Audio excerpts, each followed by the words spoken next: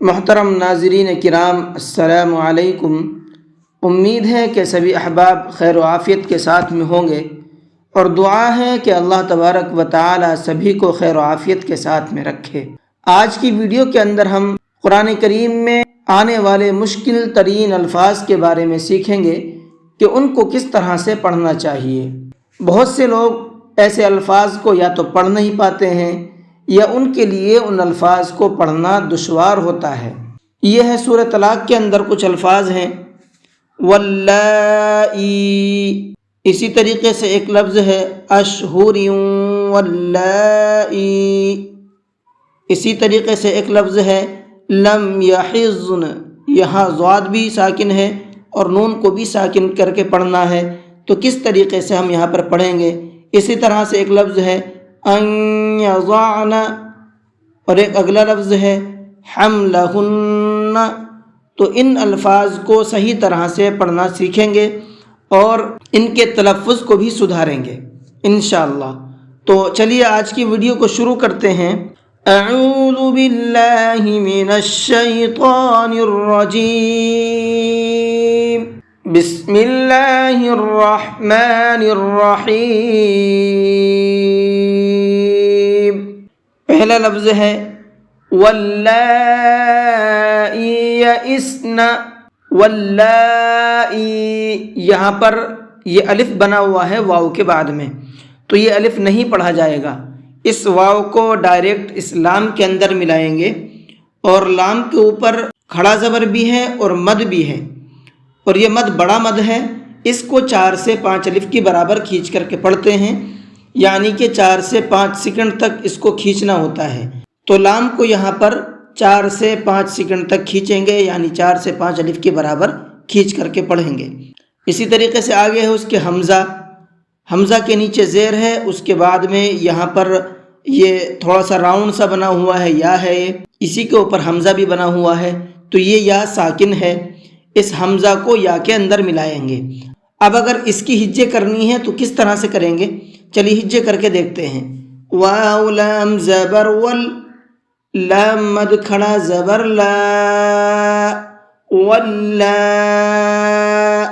حمزہ یا زیر ای، واللائی، ای کو صرف ایک الف کی برابر کھینچ کر کے پڑھنا ہے، یعنی 1 سیکنڈ کھینچنا ہے، بس زیادہ نہیں کھینچنا ہے۔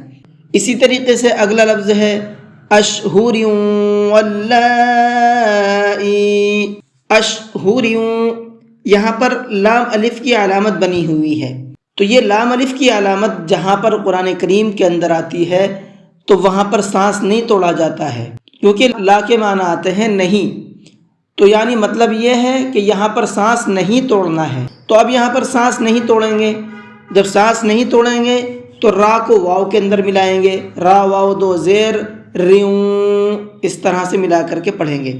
تو چلیے اس لفظ کی ہجے کر کے دیکھ لیتے ہیں۔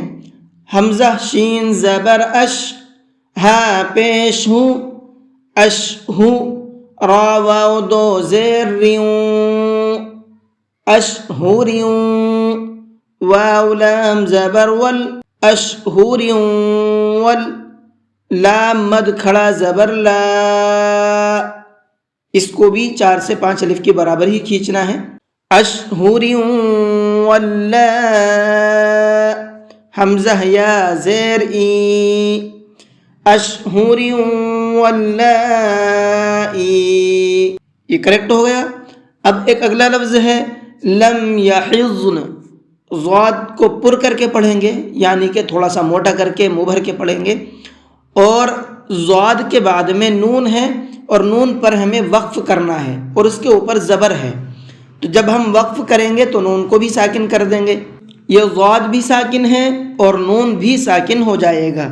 جب دونوں لفظ ساکن ہو جائیں گے تو دونوں کے ساؤنڈ بھی نکلنے ہیں اور دونوں پر وقف بھی کرنا ہے، یحضن، اس طرح سے وقف کریں گے۔ اسی طریقے سے ایک اگلا لفظ ہے حملہن، اس کو لہن پڑھنا ہے، نون کے اندر بعد میں ہلکی سی آواز نکلے گی، کیوں؟ اس لیے کہ نون کے اوپر تشدید ہے، اور جس لفظ کے اوپر تشدید آتی ہے وہ لفظ ڈبل پڑھا جاتا ہے، تو یہاں پر جب ہم وقف کریں گے تو تب بھی اس کو ڈبل ہی پڑھنا ہے، اس کا ساؤنڈ ڈبل ہی نکلے گا، حملہن، اس طرح سے۔ تو اس آیت کے اندر جو مشکل ترین الفاظ تھے میں نے آپ کو بتا دیے ہیں، آپ ان الفاظ کو سیکھنے کی کوشش کریں اور جس طرح سے بتایا ہے اسی طریقے سے پریکٹس کرنے کی کوشش کریں، انشاءاللہ یہ الفاظ بہتر ہو جائیں گے اور قرآن کریم بھی اچھی طریقے سے پڑھنا آ جائے گا۔ تو چلیے آج کی ویڈیو کو ختم کرتے ہیں۔ السلام علیکم ورحمۃ اللہ وبرکاتہ۔